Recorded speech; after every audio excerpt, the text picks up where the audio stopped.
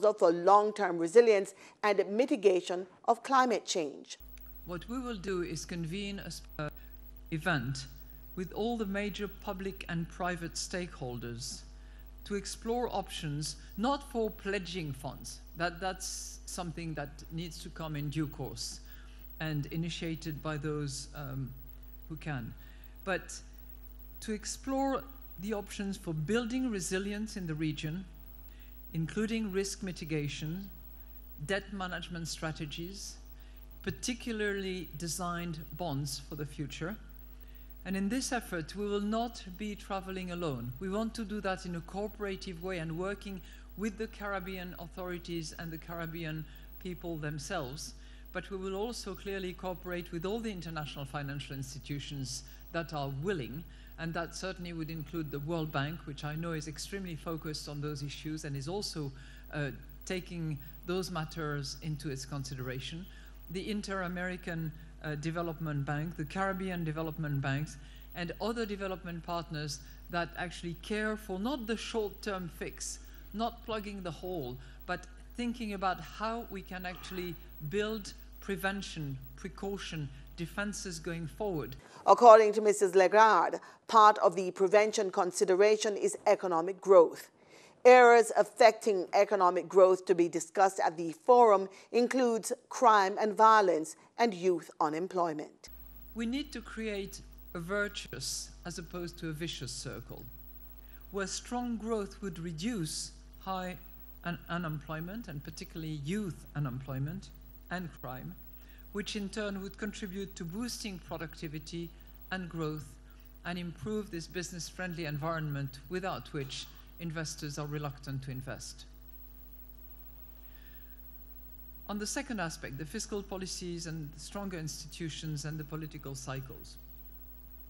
Politics and electoral cycles can have a strong impact on fiscal policies and economic outcomes, a phenomenon that has been observed around the world and has also played a major role in shaping economic developments in the Caribbean.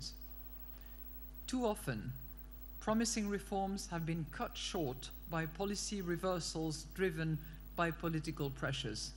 Not in all cases, I have to say, but in many instances.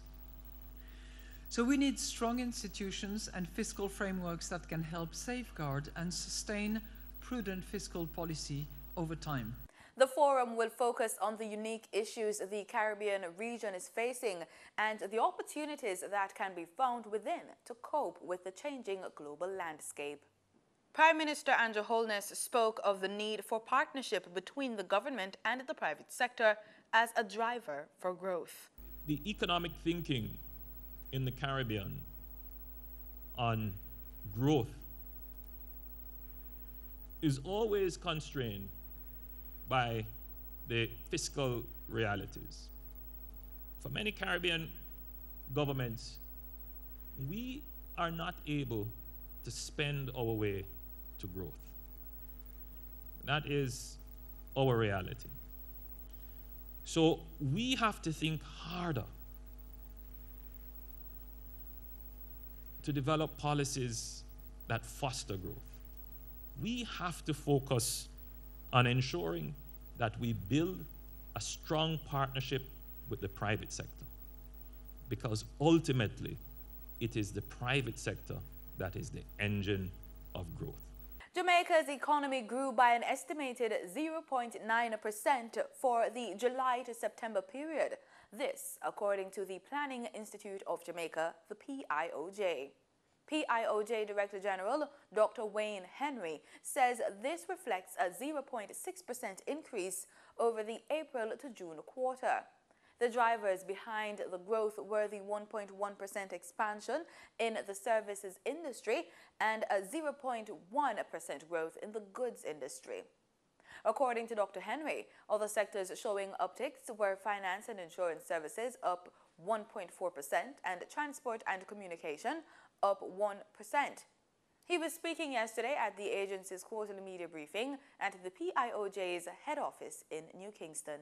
Tourism Minister Edmund Bartlett has reportedly said the country is on track to reach 4 million visitors for the first time in our history in the first week of December. In an address at the media launch of the 2017 Tourism Service Excellence Awards program, Tourism Minister Edmund Bartlett said the island continues to have record-breaking arrivals, welcoming 3.3 million visitors during the first 9 months of the year, which represents an overall increase of 9.5%. He attributed the increased arrivals to increased airlifts, as well as additional room capacity and the number and quality of attractions Jamaica offers. Minister Bartlett reported gross foreign exchange earnings from the sector of US $2.34 billion for the first 10 months of the year. The figure represents a 10.8% increase over the corresponding period in 2016. The island's nurses have rejected the government's offer of a 3% increase on wages in years 1 and 2. Carmen Johnson, president of the Nurses Association of Jamaica, told RJR News that the government also proposed a wage freeze on existing allowances at the current rate. She says the nurses believe it was, quote, very disrespectful to them with no due consideration for their worth and the work they are doing in Jamaica, end quote. They have vowed not to relent until the government meets their request for a better wage proposal. The Jamaica Police Federation has given the government a 2-week ultimatum to remove the Zone of Special Operations consequential amendment to Section 5 and Section 70 of the Constabulary Force Act. The Federation, in a press release Wednesday, said it has written through its attorney to the Minister of Justice, Delroy Chuck, giving the government 14 days to remove the amendment to Section 5 and 70 of the Constabulary Force Act created by Zozo. The Police Federation Chairman, Sergeant Raymond Wilson, said, quote, the Zozo's second schedule dated July 2017 amends Section 5 of the Constabulary Force Act, thereby creating new punitive sanctions for officers who resign without notice in writing or permission from the Commissioner of Police, end quote. Prior to this amendment, a breach of Section 5 of the Constabulary Force Act attracted a fine of $20, but the fine has been increased to $250,000. Therefore, the Federation has given the Minister of Justice 14 days within which to amend the relevant sections of the Zozo Act. Jamaica's creative community will, on November 22, stage a marathon concert to help neighboring countries affected by the hurricanes Irma and Maria. The show, which is endorsed by the Jamaica Tourist Board, is called Caribbean Love Now Jamathon. More than 25 Jamaican artists will participate in the Caribbean Love Now Jamathon benefit concert. The lineup includes Beanie Man, Bunny Wailer, Itana, Carleen Davis, Raging Fire, Protege, Taurus Riley, and Toots and the Maytals. They will be backed by Dean Fraser and an all-star reggae band. In addition to the marathon concert, an online donation website has been established to accept contributions. Slated for the National Indoor Sports Center in Kingston, it will be streamed live from the Reggae Sumfest YouTube video channel. The show is the brainchild of businessman Joseph Bogdanovich. He has also mobilized his business partners to send containers of approximately 13,000 pounds of relief supplies and equipment to Dominica's National Emergency Operations Center.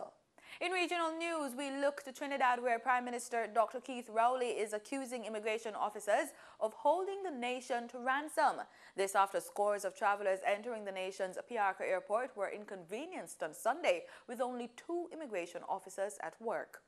I was extremely disheartened on Sunday when I saw what public servants did at Piarco Airport. Prime Minister Dr. Keith Rowley following the no-show of immigration officers at the airport on Sunday.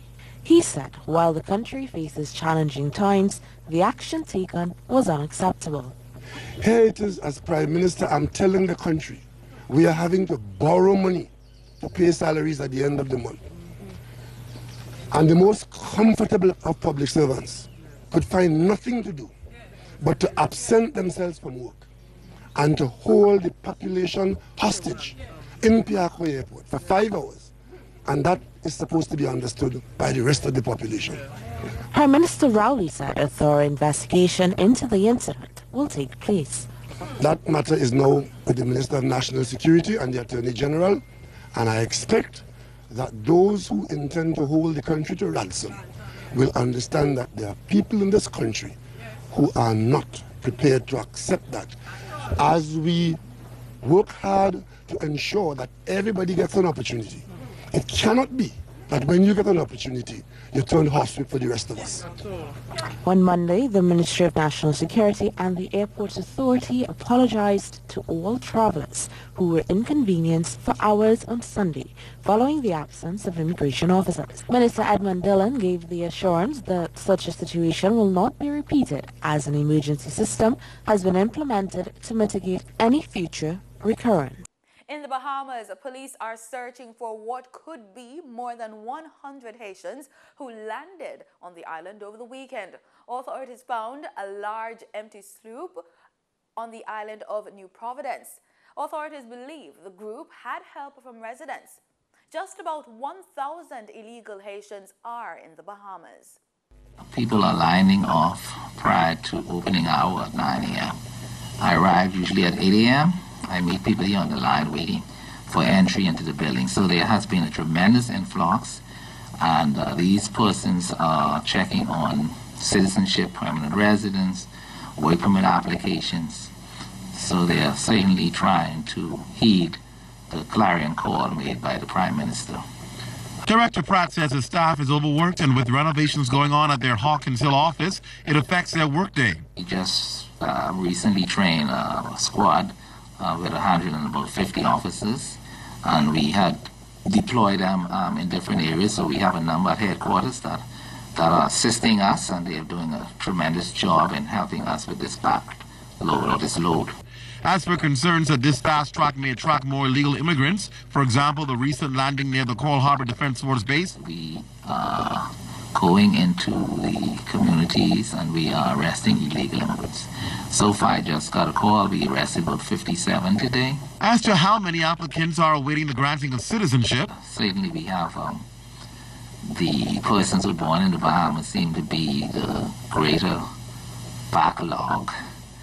And I would say several hundred. Not in the thousands? I don't think it's thousands. And with deadlines looming, the Department of Immigration is working around the clock to ensure they get their job done. At the end of the day, they say their job is to make sure that those that are here have a right to be here, and those who are illegal are rid from the country.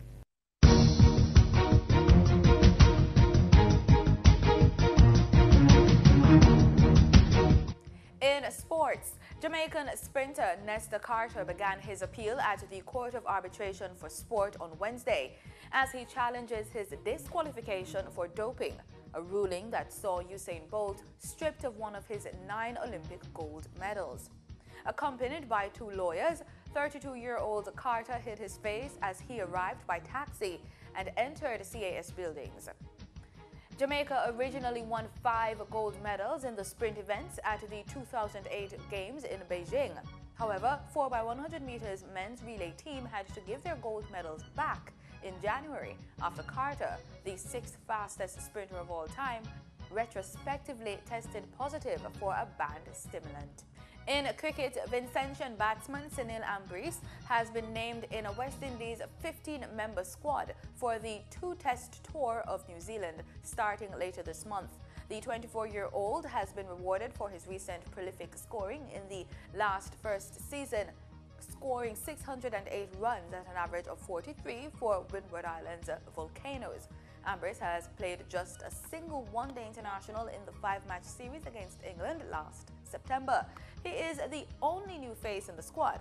He replaces Kyle Hope, who failed a successive series against England and Zimbabwe recently.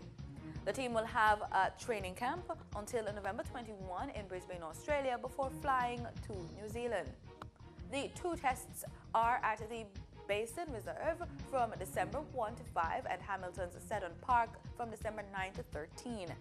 3 ODIs and 3 T20s follow.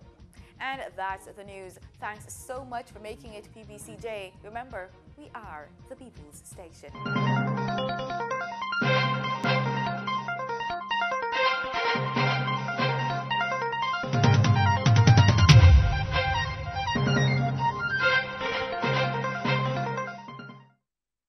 Bring it. Bring the love. Love one another. Your teammates, friends, family, and partners.